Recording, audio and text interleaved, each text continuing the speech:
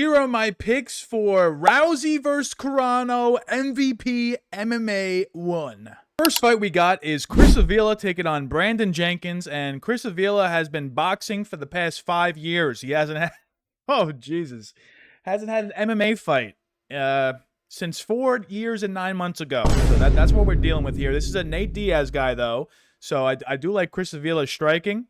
And Brandon Jenkins, 6 months ago, got Kimura'd. Hadn't fought in 3 years prior to that in MMA. This is a slop fest. I'm going to go with Chris Avila, though. I'm going to go with him by knockout, actually. Let's go with round 1. I think he's the better striker. Nate Diaz guy. 33 versus 34. Slightly younger. 8 and 9. 9 is crazy. Give me Chris Avila here. Yeah. Next fight we got here is Aline Pereira taking on Jade Masson-Wong. Aline Pereira is actually Alex Pereira's sister. All right. Alice Pereira, that's a meme. She's not actually. This is actually Pereira's sister right here. Poetan's sister in the flesh. 2-2 in MMA. All decisions. Oh, God. She has been fighting at Karate Combat, and she's been sleeping people there. And Masson-Wong hasn't stepped in a MMA octagon in 6 years. That's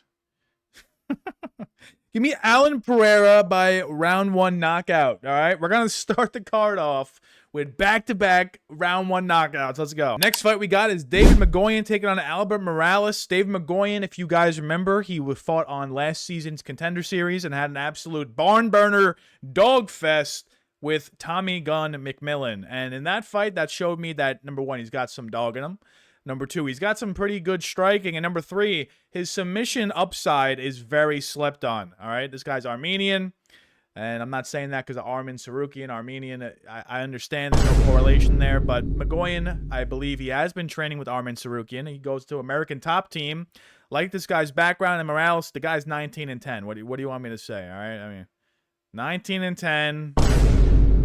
He's literally coming in here to lose. It's David Mgoyan by path of least resistance. I'm going to say round 1 sub. 3 round 1 finishes in a row. Let's go. Next fight we got is Jason Jackson taking on Jeff Creighton. And Jeff Creighton, you guys might remember, he fought on last season's Ultimate Fighter and lost by split decision to Rodrigo Cenzinato. And what happened there was Cenzinato got a lot of takedowns. Cenzinato was the better striker. And in this one, Jason Jackson, he gave Yaroslav Amosov his only career loss. Former Bellator champ. I believe he might have been the PFL champ. I like Jason Jackson. 35 versus 30. Now, I would be leaning with the younger guy, but Jason Jackson, way taller, way longer. I think this is the first fight where we see something sketchy happen. So I'm going to go with Jason Jackson to actually win this fight by decision. I don't think Creighton is all that bad, but I don't think he's good enough to be beating guys that were former world champs. So give me Jackson. Next fight we got is Adriano Moraes taking on Phumi Nkuta. This was supposed to be Muhammad Makayev taking on Adriano Moraes. And in that fight, I would have slammed Muhammad Makayev. Now, Adriano Moraes, one of Demetrius Johnson's only real professional MMA losses, came from Adriano Moraes. In that fight, Adriano Moraes landed a flying knee. And then he also landed a knee on a grounded Demetrius Johnson and found a knockout against him. Now, against a guy like Phumi Nkuta, he is going to be way taller. He is going to be way longer. But I don't like that Moraes is now 37. 37 years old at a very low weight class going up against a guy that's 11-0 with multiple finishes. As I look, it's actually only decisions. But I like this Phumi guy. All right? Undefeated. Younger. Trains at Ray Longo's gym. I'm assuming Marab and Aljo and all those guys have been helping him out. So, decision merchant. I'm going to go with Nkuta to win this by decision. Next fight we got is Namo Fazil taking on Jake Babian. And in this one, neither guy has really fought at any reputable promotion. Namo did fight at 1FC. He fought one fight, it looks like.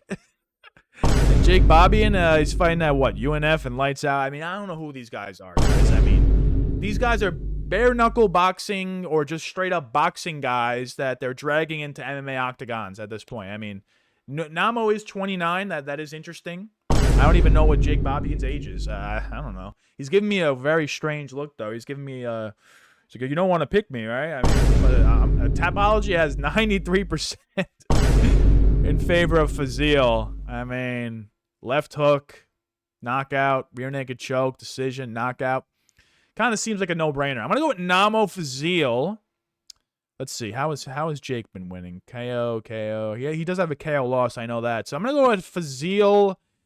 Does he even have any decision? I mean, he won a decision in ONE FC. So, all right, we'll go with Fazil by decision. Next fight we got is Junior Dos Santos taking on Robelis Despaigne. Junior Dos Santos, look at those L's, huh? KO loss. I mean, come on now. This guy's chin is completely dust. Robelis is 37 years old. That's kind of crazy. He is never going to be good, huh? 37 years old? Been holding out hope that this guy would one day be good, but Austin Lane took him down and controlled him. I don't know why Junior Dos Santos can't do the same thing, honestly. Waldo Cortez Acosta took him down and controlled him. I don't know why JDS can't do the same thing. However, JDS, when he gets hit literally once, it's over. So I'm going with Robelis Despaigne, round 1 knockout. I mean, you could do a crafty vet pick and go with JDS here. It is crafty. Listen, you will be the crafty king if you do that. But I won't be doing that. No Kraft mac and cheese for me on this fight. I'm going with Robelis, early sleeper. Next fight we got is Salahdine Parnasse taking on Kenneth Cross. Now, Kenneth Cross, people forget, man. Kenneth Cross. He's got that right cross, bro. Nah. Salahdine Parnasse is going to be mainly a grappler. He's going to try to bring this fight to the mat. And once it's there, Kenneth Cross, 0-4 to the submission. The guy has no ground game whatsoever. This is literally free money. Parnasse, round 1 sub is the play. Now, on the feet, it gets a little sketchy. I won't lie. Kenneth Cross probably is the better striker, but Parnasse, big takedown guy, big control guy. He's going to be, let's see, he's going to have a longer reach. He's going to be 3 years younger, 28 years old, basically in his prime, 22-2. I'll take Parnasse, round 1 sub, make it easy. Next fight we got is Francis Ngannou taking on Philipe Lins. Welcome back, Francis. It's been a long while, and they are giving you someone that is a career light heavyweight. Now, can Philipe Lins flex his lighter man skill in this matchup? Maybe. Oh, man, but it kind of seems like there's no other pick here other than Francis Ngannou by knockout. It just depends on which round. Actually, how many rounds is this thing? 5-round fight. That's crazy. So we got a 5-round fight here. I'm going to say Philipe Lins does enough in round 1 to maybe survive, but then round 2, Francis, he's been going for a lot of takedowns lately. That's kind of how he beat Renan Ferreira. He just took him down and wailed on him, so maybe round 1, Francis is like, all right, let's strike a little bit. Maybe Philipe Lins catches him with something. He's like, whoa, what the hell? And then he goes for takedowns and wins the fight very easily. I'm going with Francis. I'm going to say round 2. Next fight we got is Nate Diaz taking on Mike Perry. And this is another 5-round fight, which, I mean, I don't know why they're making these fights 5 rounds. It's not high-level guys. I mean, they are high-level, but they're way beyond their MMA prime. I would love to see Nate Diaz box, Mike Perry box, fight in BKFC, but in an MMA octagon, it just seems outrageous. I think Mike Perry is going to box up Nate Diaz. I think he's going to box him up, and Nate Diaz, if there's one thing about him, he's durable. So can Mike Perry get Nate Diaz out of there? I don't think so. And Nate Diaz isn't shooting takedowns. I know Nate Diaz has better grappling, but he's not shooting a takedown on Mike Perry. And even if he were to do so, I doubt it's going to work whatsoever. So I'm going with Mike Perry to just simply play this coy and win a decision. Wouldn't be shocked to see a KO from Mike Perry. He has been sleeping guys on BKFC. So, wow, this card is something. And the main event, the reason this entire thing is happening, Ronda Rousey versus Gina Carano. Can't believe I'm breaking down a Ronda Rousey fight in the year 2026, and it's not WWE, but here we are. And Gina Carano, I can't believe I'm breaking down a fight of her. She hasn't fought in 16.5 years. She's 44 years old. Now, this is a tricky fight, actually.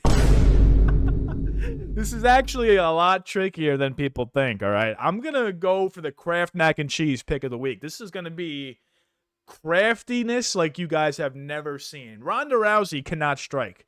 She cannot strike. And she needs this fight to get to the mat to win. And if it gets to the mat, don't get me wrong, she's going to submit Gina Carano. It's going to be free, but I'm not super convinced that it gets to the mat. All right? I'm just saying. Oh, man, what am I saying? Ronda Rousey judo toss round 1 sub. That seems to be the obvious, like, crystal clear pick. But if that does not happen, if I'm getting disgusted as I'm about to say what I'm about to say, but Gina Carano can win this fight. She's the better striker.